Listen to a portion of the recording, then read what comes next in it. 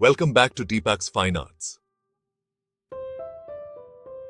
Rafale का जन्म Italy के उर्बिनो में 1483 में हुआ था। उनके पिता जियोवानी संती एक चित्रकार थे, तो राफेल कला से घिरे हुए बड़े हुए।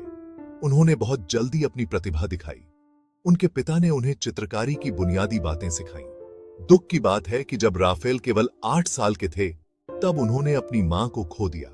जब राफेल 11 साल के थे, तब उनके पिता का देहांत हो गया। इस त्रासदी के बावजूद उनकी कलात्मक क्षमताओं का विकास हुआ।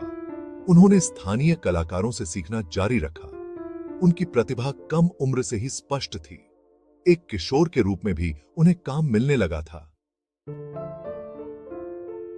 उनका एक शुरुआती काम ओर्बिनो के सैन निकोला चर्च के लिए एक पेंटिंग थी।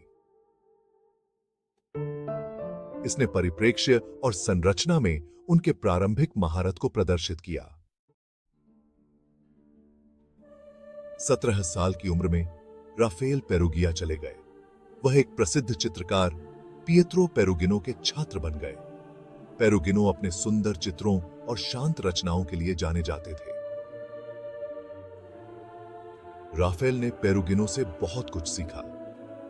उन्होंने पेरुगिनो के हल्के रंगों और सामंजस्यपूर्ण रचनाओं के उपयोग को अपनाया। हालांकि राफेल ने अपनी शैली भी विकसित करना शुरू कर दी थी। उन्होंने अपने चित्रों में और अधिक गति और भावना को जोड़ा। इस अवधि के राफेल के सबसे प्रसिद्ध कार्यों में से एक तुमनी ही the marriage of the virgin है। यह पेंटिंग स्पष्ट रूप से पेरुगिनो के प्रभाव को दर्शाती है, हालांकि यह राफेल की उभरती शैली की ओर भी इशारा करता है।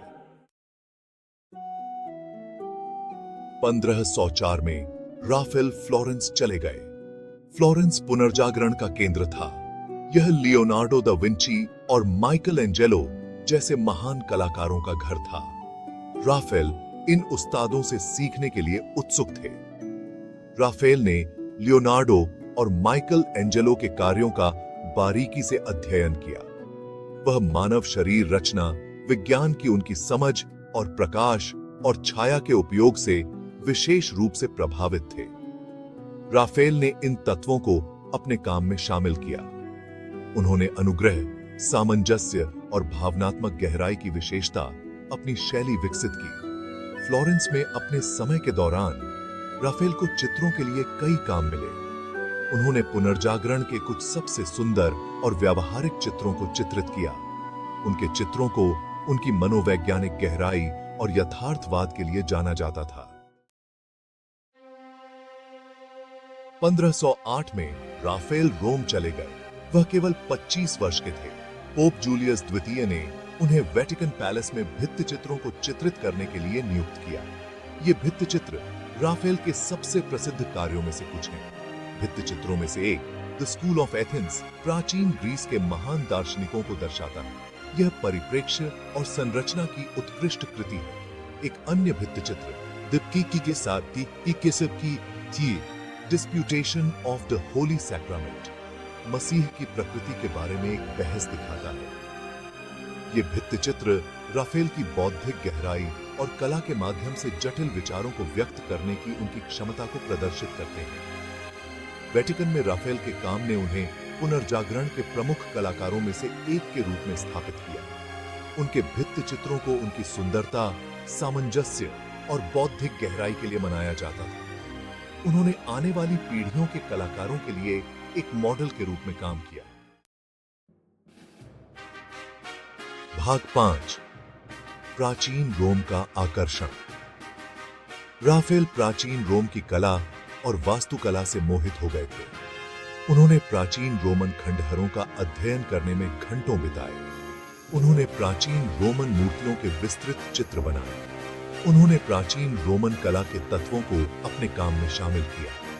प्राचीन रोम में राफेल की रुचि विशुद्ध रूप से सौंदर्यवादी नहीं थी। उन्होंने प्राचीन रोम को अपने समय के लिए एक मॉडल के रूप में देखा। उनका मानना था कि पुनर्जागरण प्राचीन ग्रीस और रोम की शास्त्रीय भावना का पुनर्जन्म था। प्राचीन रोम के प्रति राफेल का आकर्षण उनके कई कार्यों में स्पष्ट है। उदाहरण के लिए उनकी painting the the triumph of Galatea एक शास्त्रीय मिथक पर आधारित है। उनका भित्ति चित्र the fire in the Borgo प्राचीन रोम की एक ऐतिहासिक घटना को दर्शाता है। भाग 6 राफेल वास्तुकार। राफेल न केवल एक चित्रकार थे बल्कि एक प्रतिभाशाली वास्तुकार भी थे। 1514 में उन्हें सेंट पीटर्स बेसिलिका का मुख्य वास्तुकार नियुक्त किया गया था। उन्होंने बेसिलिका के लिए कई चैपल डिजाइन किए। उन्होंने पूरी इमारत के लिए एक योजना भी तैयार की। दुर्भाग्य से सेंट पीटर्स के लिए राफेल की योजनाओं को पूरी तरह से साकार होने से पहले ही उनकी मृत्यु हो गई। हालांकि बेसिलिका पर उनके काम का पुनर्जागरण वास्तुकला पर महत्वपूर्ण प्रभाव पड़ा। उनके डिजाइन अभिनव और प्रभावशाली थे।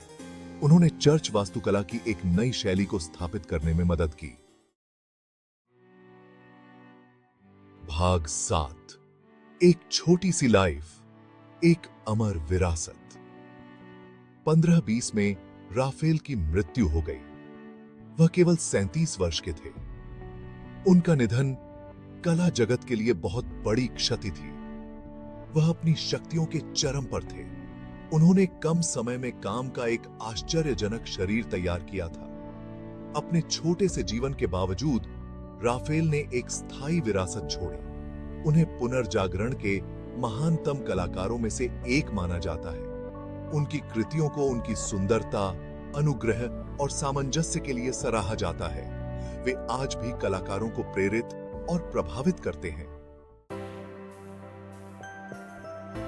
भाग 8 राफेल का स्थायी प्रभाव। राफेल की कला का बाद की पीढ़ियों के कलाकारों पर गहरा प्रभाव पड़ा। उनके सुंदर चित्र, पूर्ण रचनाएं और रंगों का उपयोग कई चित्रकारों के लिए एक आदर्श बन गया। उनके काम ने उच्च पुनर्जागरण को चित्रकला के स्वर्ण युग के रूप में स्थापित करने में मदद की। राफेल का प्रभाव केवल चित्रकला तक ही सीमित नहीं था। वास्तुकला में उनके काम का भी स्थायी प्रभाव पड़ा। सेंट पीटर्स बेसिलिका के लिए उनके डिजाइनों ने पुनर्जागरण वास्तुकला के पाठ्यक्रम को आकार देने में मदद की। राफेल की विरासत आज भी मनाई जाती है। दुनिया भर के प्रमुख संग्रहालयों के संग्रह में उनकी कृतियां हैं। वे अभी भी कलाकारों और कला प्रेमियों द्वारा समान रूप से अध्ययन और प्रशंसा करते हैं। भाग 9 राफेल की कलात्मक तकनीकें और नवाचार। राफेल विभिन्न कलात्मक तकनीकों के उस्ताद थे। उन्होंने गीले प्लास्टर पर बड़े पैमाने पर भित्ति चित्र बनाते हुए फ्रेस्को पेंटिंग में उत्कृष्ट प्रदर्शन किया। उनके भित्ति चित्र अपने चमकदार रंगों और परिप्रेक्ष्य के कुशल उपयोग के लिए प्रसिद्ध हैं। फ्रेस्को के अलावा राफेल एक कुशल ड्राफ्ट्समैन और तेल और टेम्परा में चित्रकार थे। उन्होंने अपने चित्रों में वांछित चमक और विस्तार प्राप्त करने के लिए चिकनी सतहों के साथ अपने पैनल तैयार किए। रंग और संरचना के राफेल के अभिनव उपयोग ने उन्हें अपने समकालीन लोगों से अलग कर दिया। उन्होंने स्फुमातो के रूप में जानी जाने वाली तकनीक का इस्तेमाल किया। नरम बदलाव और गहराई की भावना पैदा करने के लिए सूक्ष्म रूप से रंगों का मिश्रण किया। उनकी रचनाओं को सावधानी पूर्वक संतुलित किया गया था, जिसमें अक्सर आकृतियों की पिरामिड नुमा व्यवस्था होती थी, जो दर्शकों की नजर को केंद्रीय फोकस की ओर खींचती थी। भाग 10 निष्कर्ष, सुंदरता और अनुकंप की विरासत। राफेल की कला उच्च पुनर्जागरण के आदर्शों को मूर्त रूप देती है। सद्भाव, संतुलन और आदर्श सौंदर्य। उनके चित्र और भित्ति चित्र अपनी शांत सुंदरता और भावनात्मक गहराई से दर्शकों को मंत्रमुग्ध करते रहते हैं। राफेल की विरासत उनकी कलात्मक उपलब्धियों से परे है। उन्हें एक दयालु और उदार व्यक्ति के रूप में याद किया जाता है, जो उनके समकालीन लोगों द्वारा प्रिय थे। उनका जीवन और कार्यकला की परिवर्तनकारी शक्ति और पुनर्जागरण की स्थायी विरासत के प्रमाण के रूप में कार्य करते हैं। Thanks for watching.